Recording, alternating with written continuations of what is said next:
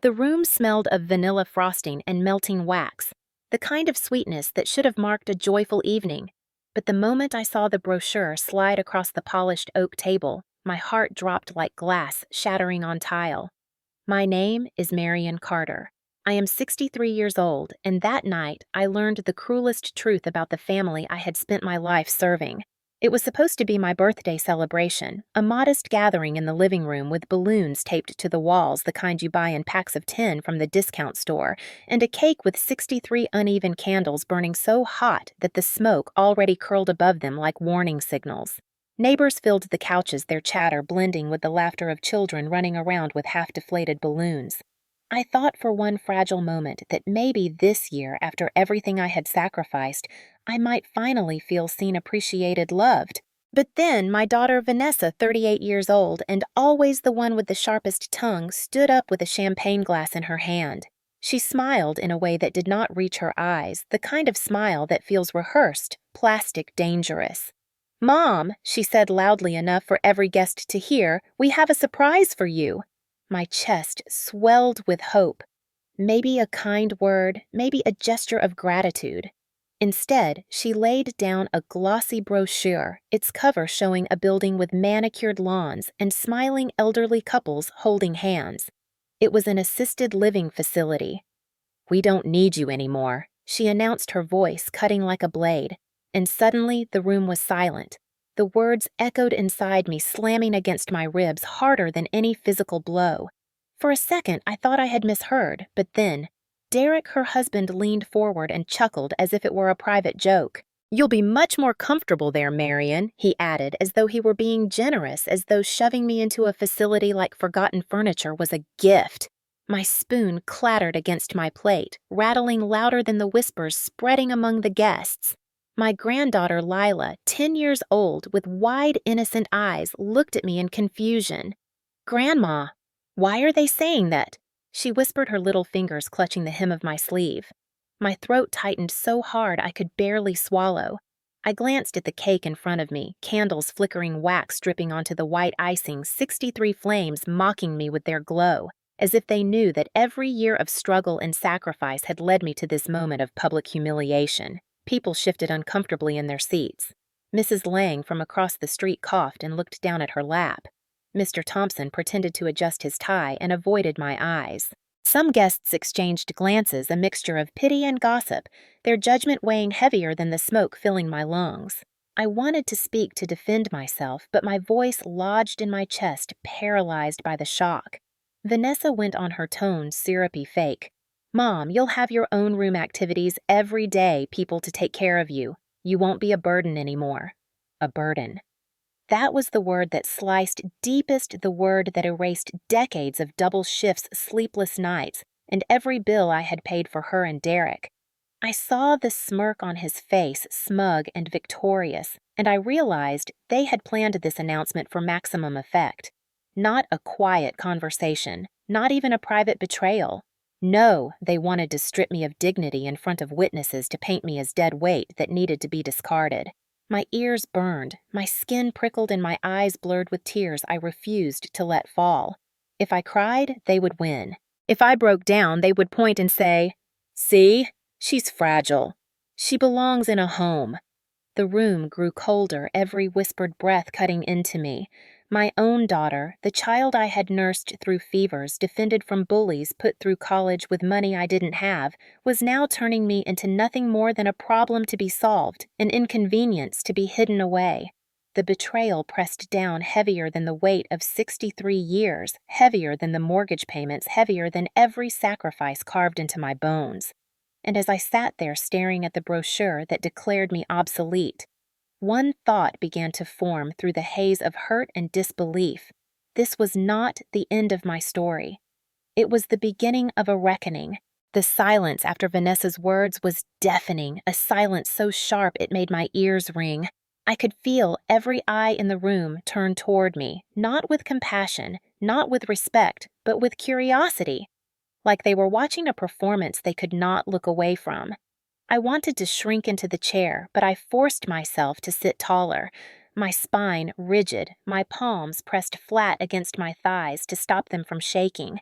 Mrs. Lang leaned toward her husband and whispered not softly enough. Well, maybe it's for the best. At her age, it's probably safer. Safer. As if I were a broken vase ready to shatter at the next touch. I bit my tongue so hard I tasted blood. On the other side of the room, Mr. Thompson muttered, "Can't imagine living with grown kids that long anyway. Bound to cause trouble." Trouble. That was what I had become in their eyes, a burden, a nuisance, a piece of unwanted baggage. Derek's voice sliced through the murmurs, smug and dripping with contempt. "We've carried this house on our backs for years," he said, his arm wrapping around Vanessa's shoulders in a mock display of unity. All the bills, the repairs, the food. It's time she understood reality. His lie burned me more than the insult itself because I knew the truth. I had been the one paying, scraping, sacrificing, but in this moment, their lies were swallowing the room whole, twisting perceptions until I looked like the dependent parasite they painted me to be. Vanessa sniffled theatrically, dabbing at her eyes with a cocktail napkin. "We love you, Mom, but you don't help yourself. You sit around all day. You don't contribute. We can't keep pretending everything's fine." I opened my mouth to protest, to shout that I had paid every mortgage bill, that I had sold my own house to give them a future. But as soon as I spoke, Derek cut me off, his voice booming louder. "Don't start, Marion. Everyone knows how hard this has been on us. You should be grateful we let you stay this long."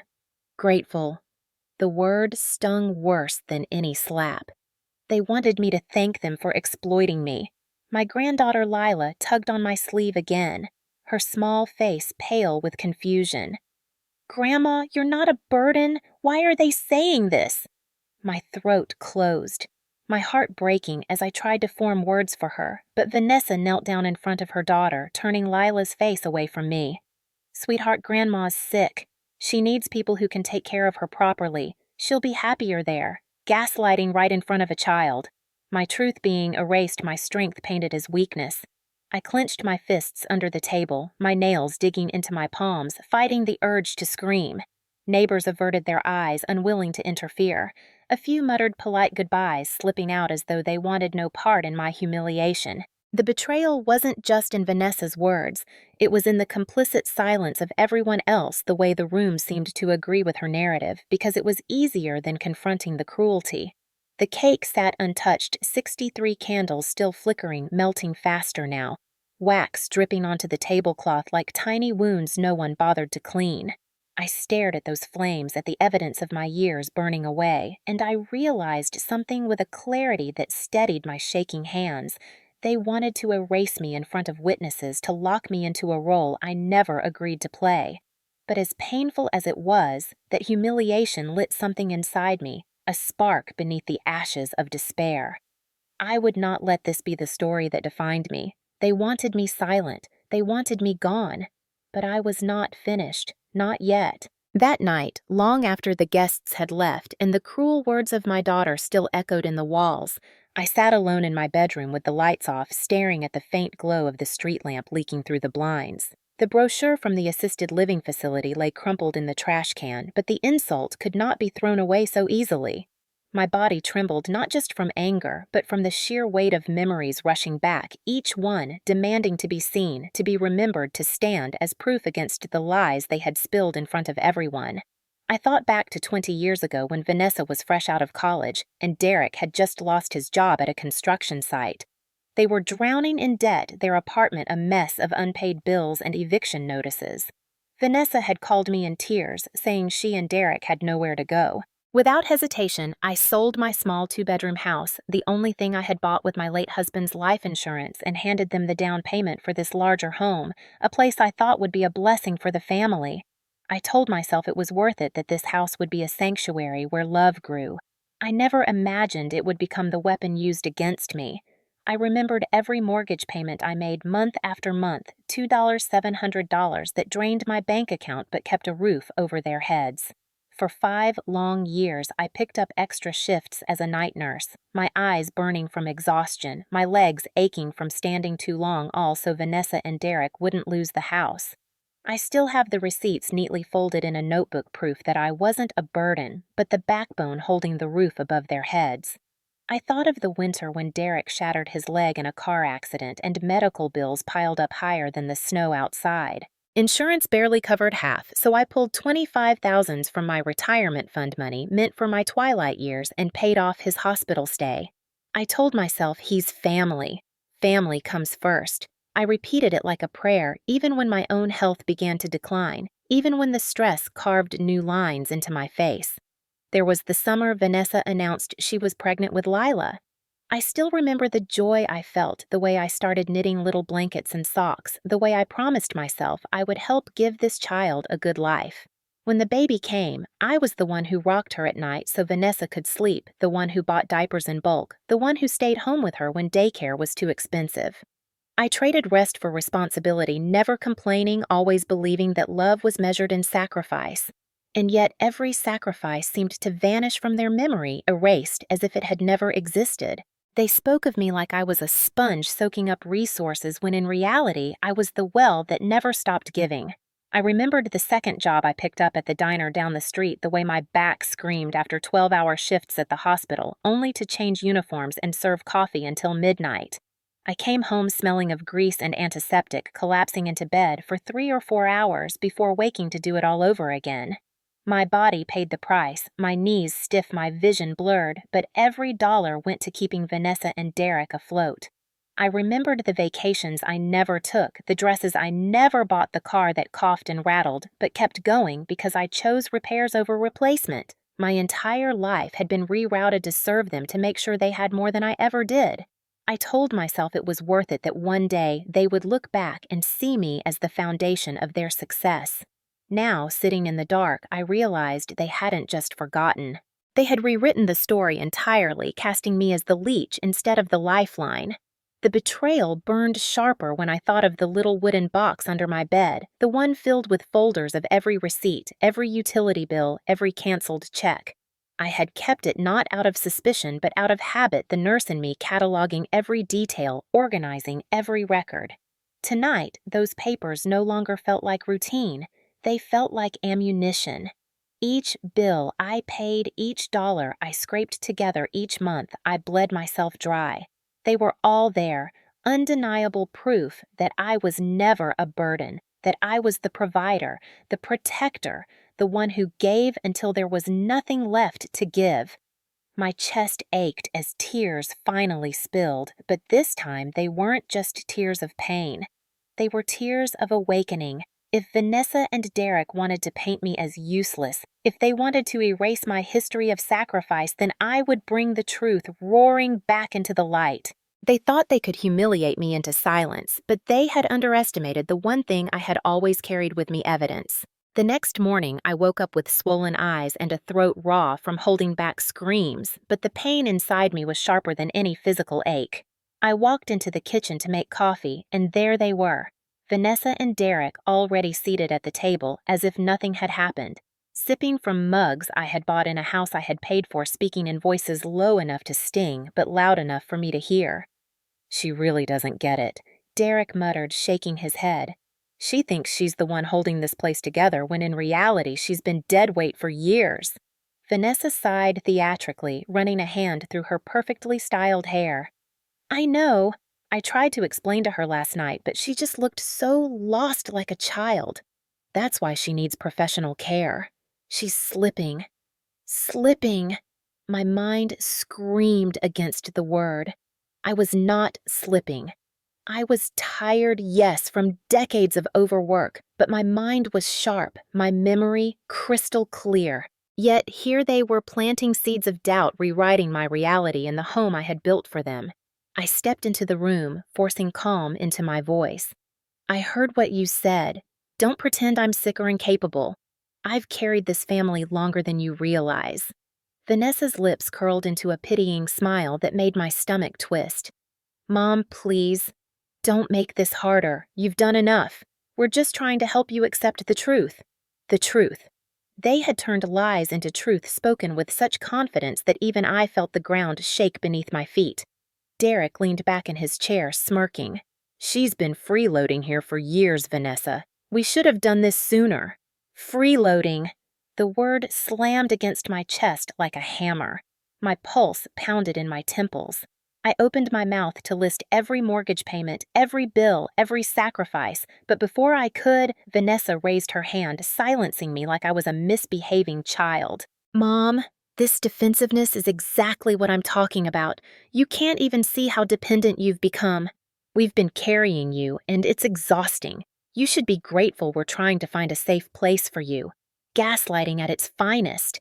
They twisted every sacrifice into selfishness, every act of love into weakness, every truth into a lie. I felt my breath catch panic clawing at my ribs until I noticed Lila standing in the doorway clutching her doll, her wide eyes darting between us. "Grandma's not sick," she whispered, her little voice shaking. "She helps me with homework. She cooks with me. She reads to me." "That's not sick." Vanessa shot her daughter a glare so sharp it silenced her instantly. She pulled Lila closer, stroking her hair as if to erase the words. "Sweetheart, Grandma tries, but she's confused. That's why she needs special care. You'll understand when you're older." My fists curled nails, digging into my palms because I understood exactly what was happening. They weren't just rewriting my story for the neighbors. They were rewriting it for my granddaughter, poisoning her perception of me while I stood there helpless and burning. My voice shook, but I forced it out. "Don't use her like this. Don't feed her lies to justify what you're doing." Derek laughed a low, cruel sound. "Face it, Marion. Everyone can see it but you. You're in denial. Everyone." The word lingered like poison. They were turning the entire world against me, neighbors, friends, even my own grandchild, until I questioned my own worth. For a moment, I felt the edges of their narrative pressing in, suffocating me.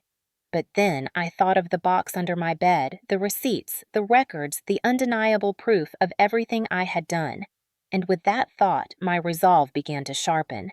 They could spin lies, but I had the truth.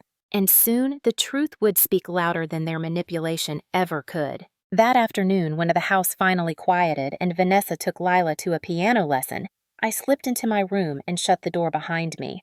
My heart still raced from the gaslighting I had endured at the breakfast table, their words echoing like poison in my head. I sat on the edge of my bed, staring at the wooden box beneath it, the one I had filled with 30 years of paperwork receipts, mortgage statements, utility bills, tax returns.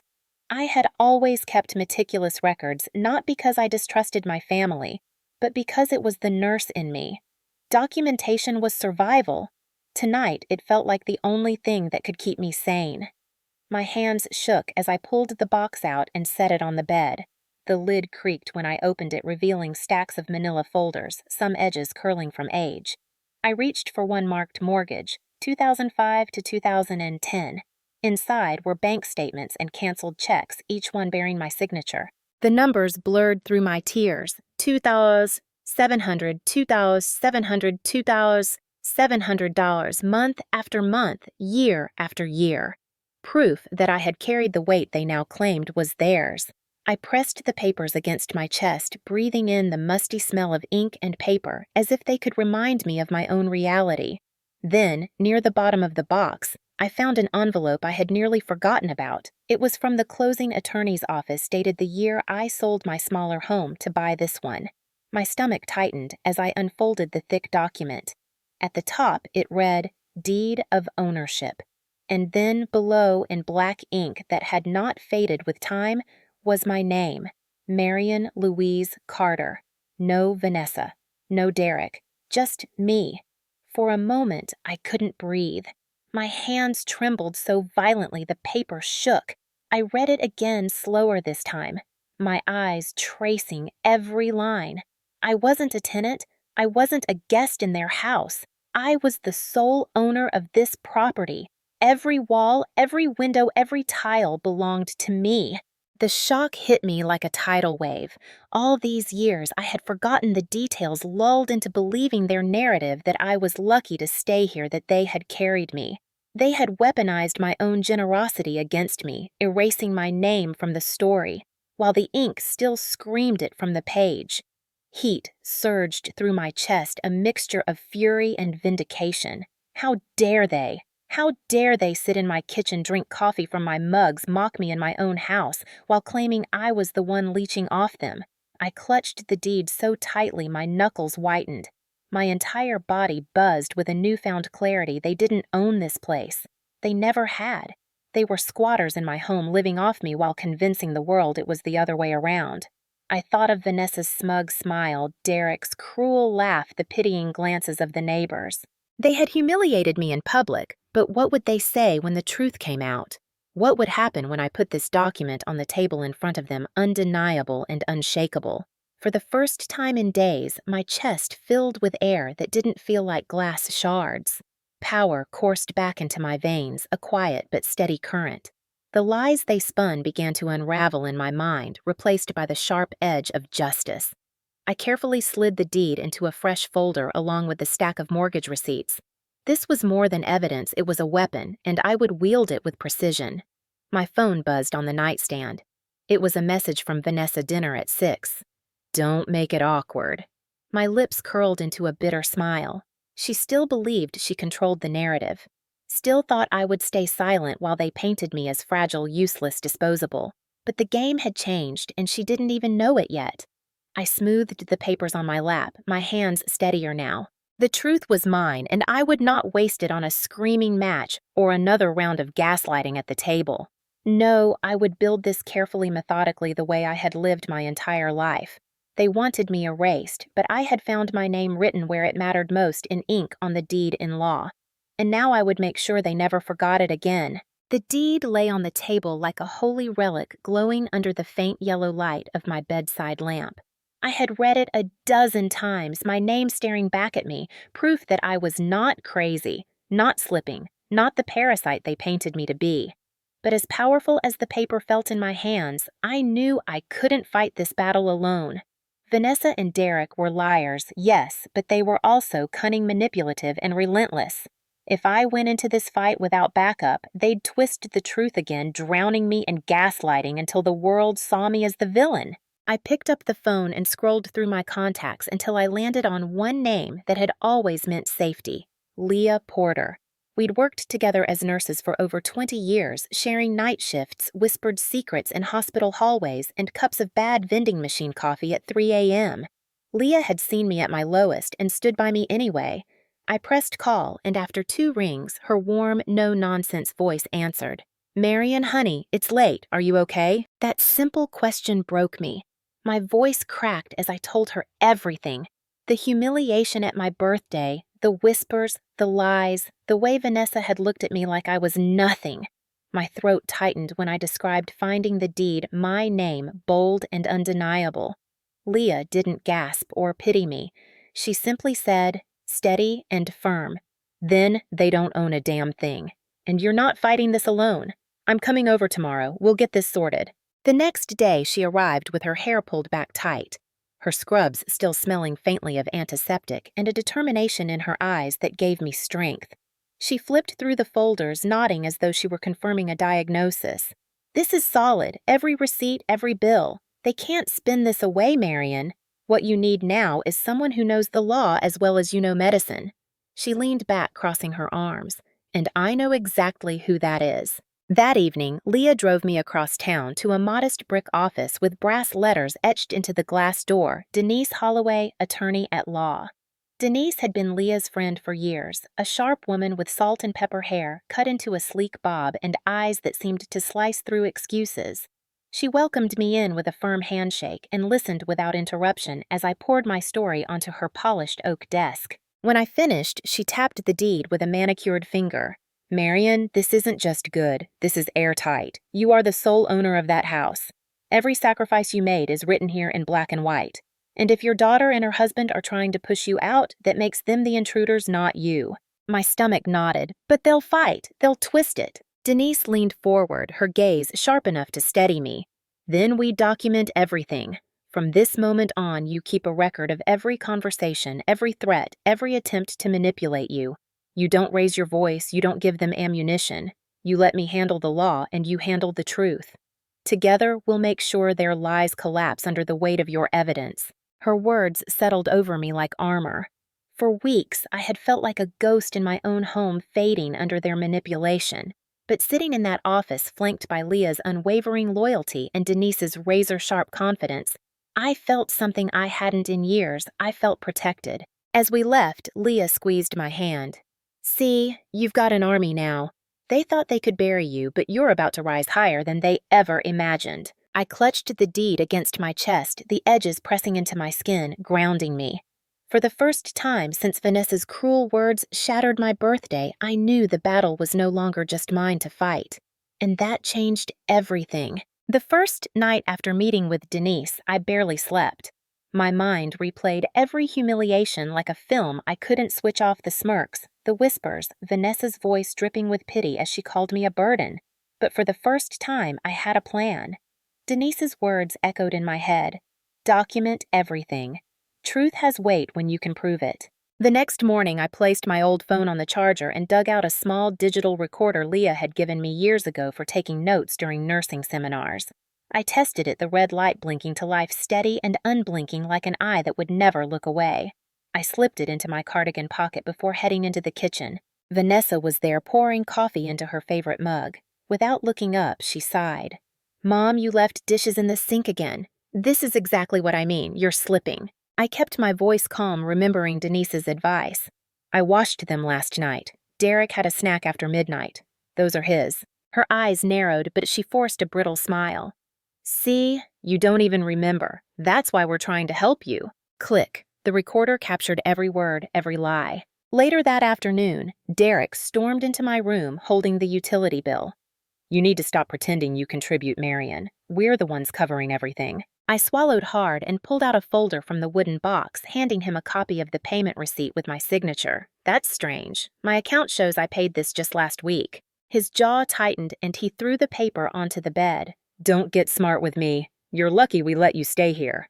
Click, more proof. Each day, I gathered more. I photographed every bill with my phone, time-stamped and organized into folders. I snapped pictures of groceries I bought, receipts still fresh from the register.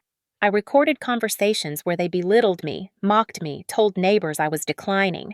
Each file was a nail in the coffin of their narrative. One evening, I overheard Vanessa on the phone in the living room, her voice hushed but dripping with contempt. "Yes, she'll be in by the end of the month. We've already toured the facility. She doesn't even realize she won't be coming back here."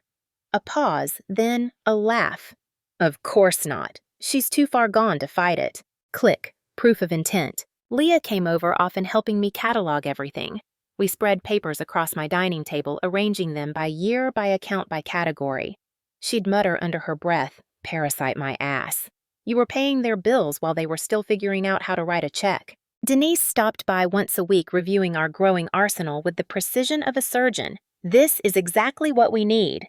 Dates, signatures, recordings. They can't gaslight evidence." She slid a USB drive across the table. "Start backing everything up here, too. We'll keep a copy at my office." The empowerment built slowly, day by day, like muscles I hadn't used in years. Each recorded lie, each documented insult, each receipt tucked neatly into place reminded me that I wasn't powerless. I was building a fortress brick by brick, and soon their entire narrative would collapse under its weight. But the most painful moment came one Saturday morning when I found Lila in the backyard, sitting on the swing with her doll in her lap. She looked up at me with eyes too wise for her age. "Grandma, Mommy says you won't be living with us anymore. She says you forget things and need nurses." Her voice wavered. "Is that true?" My throat ached, but I knelt in front of her, brushing her hair back gently. "Sweetheart, I've worked as a nurse my whole life. I know the difference between sick and healthy. I'm not sick. I remember everything. And one day, you'll see the truth." Behind us, the curtain in the kitchen twitched. Vanessa had been watching. I pressed the recorder in my pocket, feeling the red light blink. Click! Another lie exposed, another moment preserved. By the time autumn leaves began to fall, I had 3 binders filled with documents, a drive packed with recordings, and a timeline that told the story they had tried to erase. Not a story of a weak, slipping woman, but of a mother who had given everything and was now ready to take it back. I closed the last binder one evening and felt the weight of it in my hands. This wasn't just paper. This was justice bound in leather. This was my voice when theirs tried to silence me, and soon it would be heard where it mattered most. The day came like any other clouds drifting low, the smell of rain clinging to the air, but inside me a storm was ready to break. Denise had told me not to rush, not to show my hand until the moment was right. But that evening, as Vanessa and Derek sat in the living room acting like lords of a kingdom they didn't own, I knew the time had come.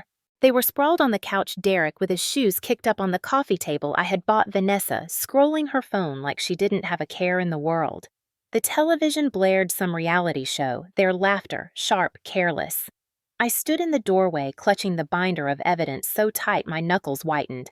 My chest rose and fell with controlled breaths, my heart pounding, but my voice came out steady. "We need to talk." Derek didn't even look up.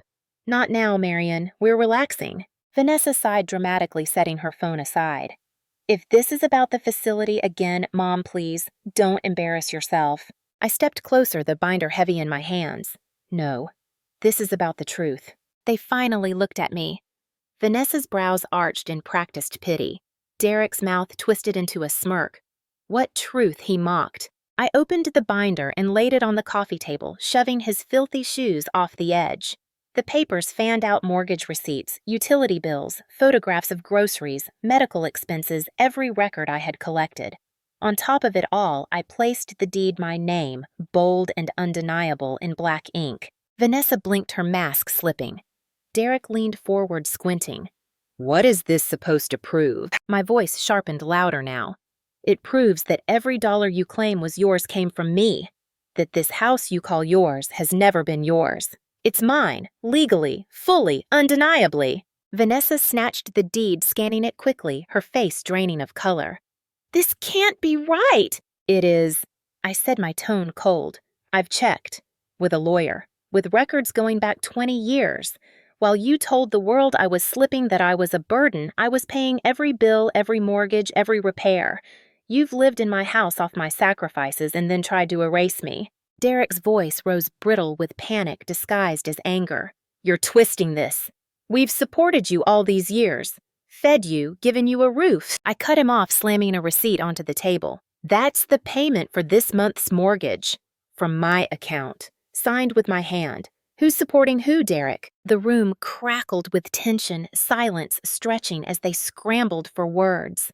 Vanessa finally found hers, her voice trembling. "You don't understand, Mom. We just wanted what's best for you." I let out a sharp, bitter laugh. Best for me. Public humiliation at my birthday. Filling my granddaughter's head with lies. Telling neighbors I was sick, that I was weak, that I should be hidden away. No. That wasn't for me. That was for you. You wanted me gone so you could pretend this house was yours. Lila's footsteps pattered from the hallway. She peeked around the corner, eyes wide. "Grandma." "What's happening?" I softened my voice, meeting her gaze. "Sweetheart, don't be afraid. The truth is just finally coming out." Vanessa rushed toward her daughter, but I raised my phone, pressing play. The living room filled with Vanessa's own voice from the recording. "She doesn't even realize she won't be coming back here. She's too far gone to fight it." Lila's little face crumpled in confusion. "Mommy, you said Grandma was sick." Vanessa froze her mouth, opening but no words forming. Derek lunged forward, his hand reaching for the phone, but I stepped back, my glare unyielding. "Try it. This isn't the only copy. My lawyer has everything. Every lie, every word, every receipt. You can't bury this." The power in the room shifted. For the first time in years, I wasn't the one shrinking under their voices. They were the ones cornered, scrambling their lies, unraveling in the very space they had thought was theirs to control. I gathered the papers, calmly sliding them back into the binder. "From now on, things will be different. You don't get to dictate my life. You don't get to use my name as a curse word. This is my home, and if you don't like it, you can leave." The silence that followed was thick, broken only by the sound of rain starting against the windows. Vanessa's lips quivered. Derek's jaw clenched, but neither of them spoke. They couldn't. The truth was louder than any excuse they could invent. I turned to Lila, offering her a small smile. "Go get ready for bed, sweetheart. Everything's going to be okay." As she disappeared down the hallway, I stood taller than I had in years. They had tried to erase me, but now the evidence stood like iron between us. They wanted me silenced, discarded, forgotten. Instead, I had just taken back my voice. And I wasn't finished yet. The courthouse smelled faintly of old paper and polished wood, a place where whispers carried weight and truth was meant to stand unshaken. I clutched the binder to my chest as Leah walked beside me, her hand steady on my arm while Denise strode ahead, her heels clicking with purpose across the marble floor. My heart hammered, but I reminded myself this was not just about me anymore. This was about stopping the lies before they swallowed me whole. We stepped into the courtroom, the air thick with quiet tension. Vanessa and Derek were already there, seated at the defendant's table. Vanessa wore a black blazer, her hair pinned neatly, her face painted with sorrow as though she were the victim. Derek leaned back in his chair, arms crossed, his smirk barely restrained. They still believed they could win, still believed their performance would outshine my truth. The judge, a stern man with silver hair and sharp eyes, took his seat. Case 3-129, Carter versus Carter. His voice rang like a gavel itself. Denise rose, her voice calm but sharp as glass. Your Honor, my client, Mrs. Marion Carter, is the sole legal owner of the property in question. She has been subjected to emotional manipulation, gaslighting, and attempted displacement by her daughter and son-in-law, who have falsely claimed financial responsibility for the household.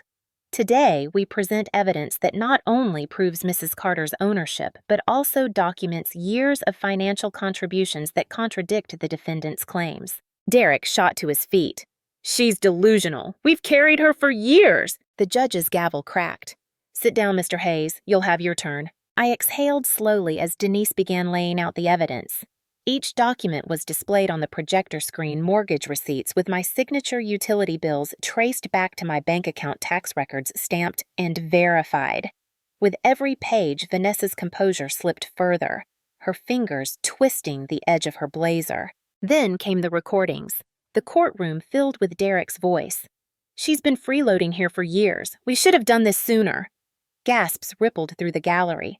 Next came Vanessa's voice. She doesn't even realize she won't be coming back here. She's too far gone to fight it. The words echoed against the paneled walls, undeniable, inescapable. Vanessa's face drained of color. Derek shifted in his seat, his smirk gone, replaced by a clenched jaw and darting eyes. Denise's voice rang steady. Your Honor, this is not a case of misunderstanding or simple family conflict. This is exploitation. My client was humiliated in her own home, accused of being a burden when in fact she was the sole provider. The defendants have manipulated neighbors, poisoned a child's perception of her grandmother, and attempted to strip Mrs. Carter of her dignity while living in a house that belongs entirely to her. The judge turned to Vanessa and Derek. Do you have anything to say? Vanessa's lips trembled. We just wanted what was best for her. She's not well. The judge's eyes hardened. Not well. I see before me a woman who has documented every payment, every sacrifice, every word of abuse she endured. The only illness in this courtroom is the dishonesty I've just heard from you. Derek tried to interject, but the judge cut him off with a raised hand. Enough. This court rules in favor of Marion Carter. She is confirmed as the sole legal owner of the property, effective immediately. Vanessa Carter and Derek Hayes are to vacate the premises. A restraining order will be issued to protect Mrs. Carter from further harassment. Any violation will result in criminal charges. The gavel struck once final and sharp. A sob rose in my throat, not of sorrow, but of release. For the first time in years, the truth wasn't just mine to carry. It was carved into the record, stamped by the law, undeniable to anyone who dared question it. Leah squeezed my hand, tears glinting in her eyes. Denise leaned close, whispering, Justice Marion, they can't take this from you now. Across the aisle, Vanessa's face crumpled as Derek muttered curses under his breath. They looked smaller somehow, their power drained, their lies shattered under the weight of evidence. I stood tall, binder still in my arms, but lighter than it had ever felt. I had walked into this courthouse accused of being weak, dependent, a burden. I walked out recognized for what I truly was, the woman who had carried them all along. The morning after the court ruling, the house felt different. The walls no longer pressed in with shame. The air seemed lighter, freer. Yet victory had its shadows. By noon, my phone buzzed relentlessly with notifications. Leah called first. Marian, don't look at Facebook. Just don't. But I did. Curiosity gnawed at me until I opened the app and saw the flood of venom. Vanessa had posted a long, tear-stained message. Please pray for me and my family. My mother has become unstable and the court has been misled by lies. We only wanted to protect her, but she's chosen to punish us. I don't know why she hates us so much. The comments beneath were a knife to my chest. Neighbors I had once shared coffee with wrote things like, "Poor Vanessa having to deal with that," and "so sad when parents lose touch with reality." One even said, "If Marian's so capable, why did she depend on them for years?" Derek added his own poison, a post dripping with contempt. Imagine being carried for decades, then turning on your own kids in court. Some people don't know gratitude. He attached a picture of himself and Vanessa looking solemn, holding Lila between them as if I had ripped their family apart. My hands shook as I scrolled, shame rushing back like a flood. They had lost in court, but out here in the court of public opinion, they were still playing puppeteers, pulling strings, spinning narratives. For a moment, their lies worked. I felt the ground shift beneath me, the old doubt creeping in. Was I the villain? Was I cruel for fighting back? That evening, Denise came by, finding me staring blankly at the glow of my phone. She plucked it from my hands and set it face down on the table. "You don't feed trolls, Marian, and you don't dignify lies with attention." "But everyone believes them," I whispered. "They're calling me unstable. They're saying I betrayed them." Denise leaned in, her eyes sharp steady. "And what does the law say?" I swallowed. "That the house is mine, that they're the intruders." "Exactly. Let them scream into the void. The judgment stands. Neighbors can gossip, Facebook can spin, but truth is not a popularity contest. You've already won." Leah, perched on the arm of the couch, added with a smirk, "Besides, anyone with half a brain knows Vanessa can cry on cue. Give it time, people will see through it." Still, the words stung. That night, lying in bed, I thought of Lila. Was she reading these posts? Was she being told that Grandma was the enemy? My heart clenched. More than public opinion, it was her belief that mattered most. The next afternoon, there was a knock at my door. When I opened it, Lila stood there alone, her backpack slung over one shoulder. Her eyes were wet, her voice small. "Grandma, Mommy says you tricked everyone, but I don't believe her. You always tell me the truth." I pulled her into my arms, tears slipping down my cheeks. "That's right, sweetheart. The truth doesn't need tricks. It just needs patience." She nodded, clutching me tighter. "I know. I just wanted you to hear it from me." In that moment, the noise of Facebook, the sneers of neighbors, the whispers of betrayal all faded. Vanessa and Derek could shout until their throats went raw, but the one voice that mattered had chosen to believe me. Later, Denise called with her final piece of counsel. "Stay quiet, Marian. Don't post, don't respond. Silence will protect you more than any argument. They'll burn themselves out, and when the smoke clears, all that's left will be the judgment in your favor." I hung up and sat in the living room, the house mine again, not just in deed, but in spirit. They had tried to smear me, but I wasn't the woman trembling in the shadows anymore. I had fought, I had won, and I had proof. And sometimes silence is the loudest answer of all. The ink on the judgment was barely dry before I set about severing the final threads that tied me to Vanessa and Derek. Winning the house was only the beginning.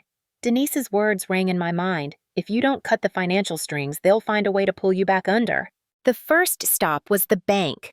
I walked in, clutching a folder thick with account numbers and statements.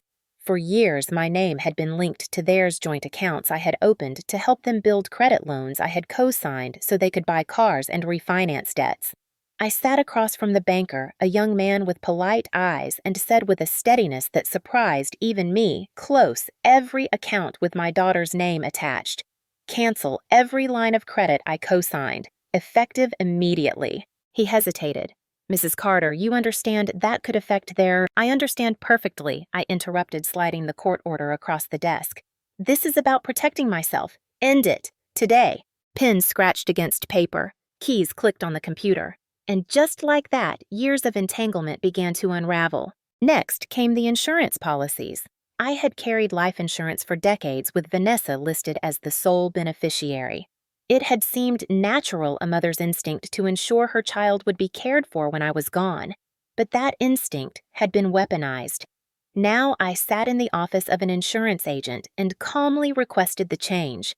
Remove Vanessa Carter and Derek Hayes. Replace them with my granddaughter, Lila Carter. Set it in trust until she turns 21. The agent blinked, clearly uncomfortable. Family disagreements can get messy. Are you sure you— I'm sure, I said firmly. This isn't a disagreement. This is survival. By the time I walked out, a strange lightness filled my chest. For the first time in decades, my money, my assets, my future were mine alone. Denise guided me through the rest, revoking the power of attorney I had once naively granted Vanessa, rewriting my will, drafting a trust that made Lila the sole heir of anything I left behind. If they try to manipulate you again, Denise said as we signed the last document, they'll hit a brick wall. Legally, financially, emotionally, you are untouchable now. It wasn't easy. Each signature felt like cutting into my own flesh.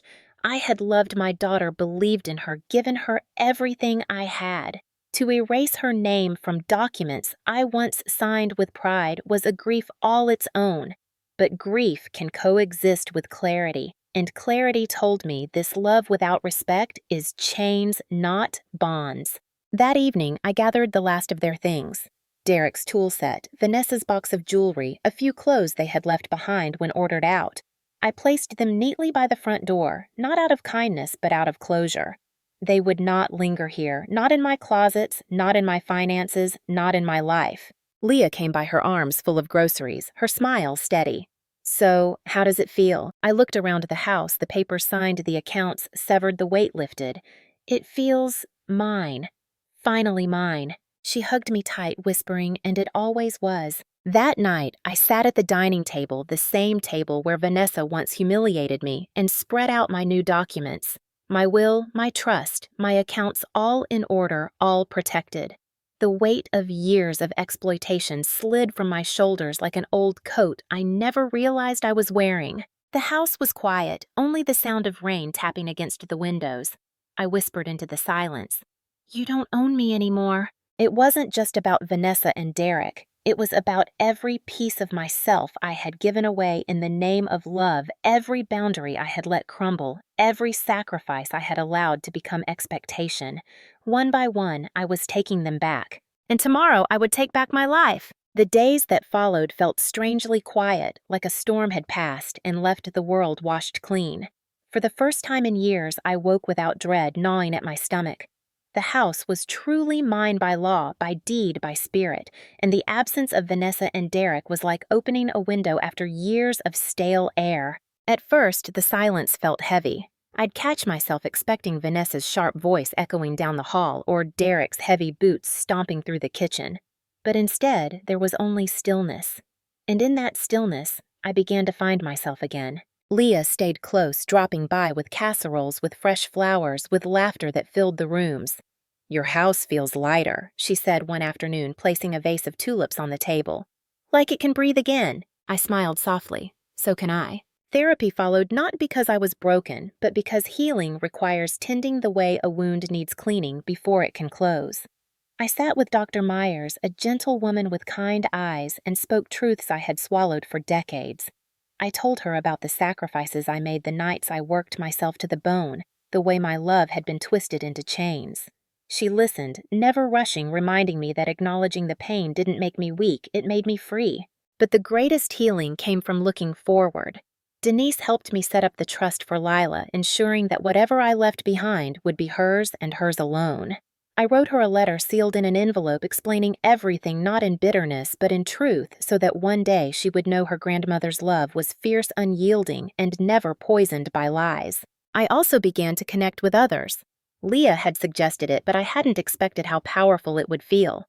She introduced me to a small group of women at the community center, mothers, widows, grandmothers, each carrying scars of betrayal. We sat in a circle sharing stories that sounded painfully familiar. Children who drained bank accounts, siblings who stole inheritances, spouses who gaslighted until reality bent. When my turn came, I stood, my hands trembling, but my voice strong. I told them everything, the birthday humiliation, the lies, the deed, the courtroom victory. As I spoke, I saw heads nodding, tears brimming, hands tightening into fists.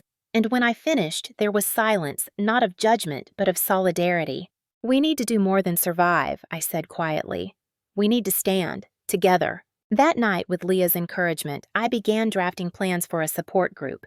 We named it Quiet Strength because survival isn't always loud or dramatic. It's steady, it's enduring. It's the power that grows in silence until it's ready to roar. Within months, Quiet Strength became more than a circle of stories. It was a sanctuary.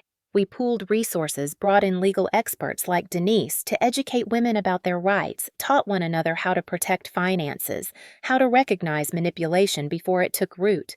We became each other's family not by blood, but by choice, respect, and love. And slowly the cracks in me filled not with bitterness, but with purpose. On the anniversary of that disastrous birthday, Leah and Denise came over with a cake, 64 candles glowing brightly. Lila was there too, her small hands clapping with joy. As we sang, I looked around my table at faces lit by candlelight, and I realized something profound. Family isn't defined by titles or DNA. It's defined by who shows up when you're broken, who stands beside you when lies try to drown you, who chooses you not because they have to, but because they want to. When I blew out the candles, I didn't wish for anything. I didn't need to. I already had it. I had reclaimed my voice. I had reclaimed my life.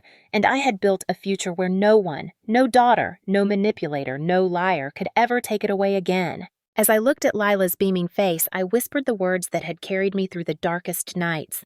You don't own me anymore. This time they weren't words of defiance. They were words of freedom. And freedom, I learned, is the truest form of family.